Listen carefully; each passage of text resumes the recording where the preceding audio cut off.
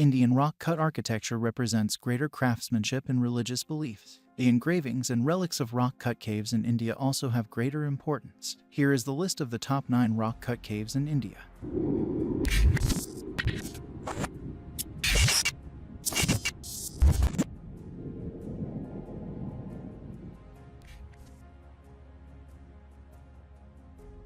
Number 9. Barabar Caves. Barabar Caves in the Barabar Hills of Andhra Pradesh is the oldest existing rock-cut cave in India.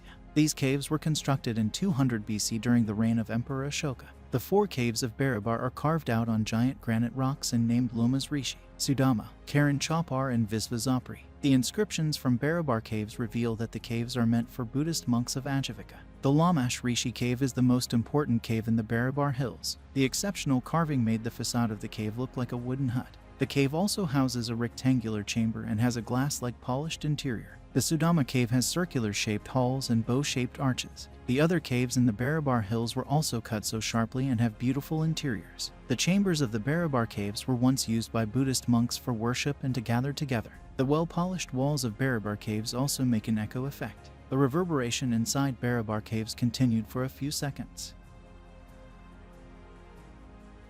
Number 8. Varaha Cave Temple. Varaha Cave Temple in Mahabalipuram of Tamil Nadu is a World Heritage Site and an outstanding example of Indian rock-cut architecture. The most notable feature at the site is the sculpture of Varaha, one form of Lord Vishnu. It represents Varaha raising Bhudevi, goddess earth, from the ocean. The cave is dated back to the 7th century, also the earliest monument of the historic city of Mahabalipuram.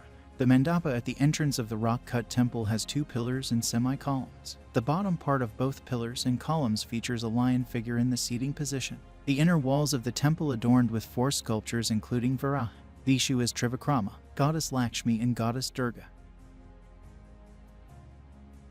Number 7. Pandavleni Caves. Pandavleni Caves or Trirashmi Caves comprise a group of 24 Hinayana Buddhist caves located in Nashik of Maharashtra. These rock-cut caves were carved between the 1st century BC and 2nd century AD. Out of 21 Pandavleni caves, 20 caves are viharas and the remaining one is a chaitya. Some of the Pandavleni caves are interconnected by stone-cut ladders. There are also rock-cut water tanks once used by Buddhist monks. The cave house idols of Lord Buddha and icons of Bodhisattva. The large caves at the site also contain a number of chambers and attractive sculptures. The inscriptions on the walls of the caves also describe local kings. Number 6. Badami Caves. Badami Caves lodge 4 magnificent caves carved on sandstone cliffs of Badami, Karnataka. Out of 4 Badami caves, 3 are Brahmanical and another one is Jaina. The Brahmin caves are dedicated to Lord Shiva and Vishnu. The caves were carved between the 6th and 7th centuries by the Chalukya dynasty. Once Badami was also the capital of the Chalukya dynasty. The Badami caves reflect both Nagara and Dravidian styles. The Mukha Mandapa of Badami caves features columns and brackets made of stone. The first cave at the site is dedicated to Lord Shiva. This cave has carvings of 18-armed Shiva in a dancing pose, Ganapati, Nandi, Ardhanarishwara and Shankaranarayana. The second cave is dedicated to Lord Vishnu. The ceiling of the cave features Anantasayana Vishnu, Brahma, Vishnu, Shiva and Ashtadik Palakas. The third cave is the largest one of the Badami caves, dedicated to Lord Vishnu. It houses giant statues of Narasimha, Paravasudeva, Varaha and Harihara. The Jaina cave at the site contains an image of Mahavira. The cave also contains idols of Yakshas and Bahubali. Number 5. Kanheri Caves. Kanheri Caves were one of the major Buddhist centers in India, located in the Sanjay Gandhi National Park in Mumbai. The Kanheri Caves are composed of 109 caves carved out of massive volcanic rock. These rock-cut caves were carved between the 1st century BC and 10th century AD. The site also contains rock-cut channels and canals to store rainwater in large tanks. The larger caves at the site were once used by Buddhist monks as chaityas, the prayer halls. These caves also contain giant stupas, sculptures and reliefs of Lord Buddha. Most Kanheri caves are used as Buddhist monasteries called viharas. The walls of viharas were also carved with reliefs of Lord Buddha and Bodhisattva. There are 56 inscriptions and 26 epigraphs on the walls of Kanheri caves. The Darbar Hall or Cave 11 at the site also features 4 inscriptions from different periods in history. Number 4. Belum Caves. It is the second largest cave in India, located in the Kurnool district of Andhra Pradesh. Belum Caves were formed by the continuous actions of an underground river on black limestone deposits. The caves are almost 32.29 meters long and the deepest point measures 150 feet from the ground level. There are passageways, chambers, and galleries inside Belum Caves. These caves were once used by Buddhist monks and Jains. The Archaeological Survey of India also uncovered remnants of vessels dated to 48 OBC from these caves. It represents the historical importance of Belum Caves. The incredible stalactite and stalagmite formations are the main highlight of the Belum Caves. One of the sections of Belum Caves, called Thousands of Hoods, represents hoods of cobra-shaped stalactite formation.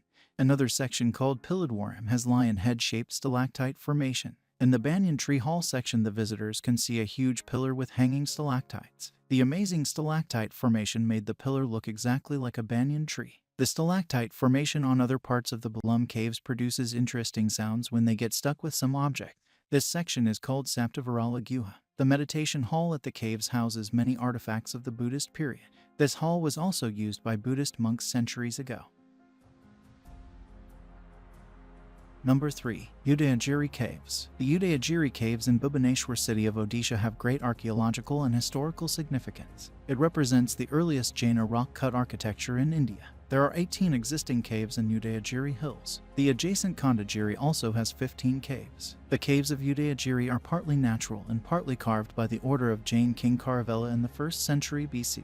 The entrances of Udayagiri caves have attractive columns and arches with decorations. The Elephant Cave of Udayagiri features legible inscriptions of King Kharavela. The engravings on the walls of these caves represent arts, important events, significant people, and religious observances. Number 2. Ellora Caves. Ellora Caves include 34 monasteries and temples located in the Aurangabad district of Maharashtra. The cave complex extends over 2 kilometers and is carved out of volcanic basaltic formation. It is a World Heritage Site and one of the most important ancient monuments in India. The monasteries and temples of Ellora Caves are dedicated to Hinduism, Buddhism, and Jainism.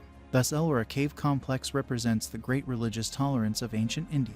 The Ellora Caves were built between the 6th and 10th centuries. The Buddhist caves were built first between 550 AD and 750 AD. There are 12 Buddhist caves at the site. In the second phase of the construction, 17 Hindu caves were built between 600 AD and 870 AD. The 4 Jain caves of the Ellora complex were excavated in the last phase of construction in the 10th century.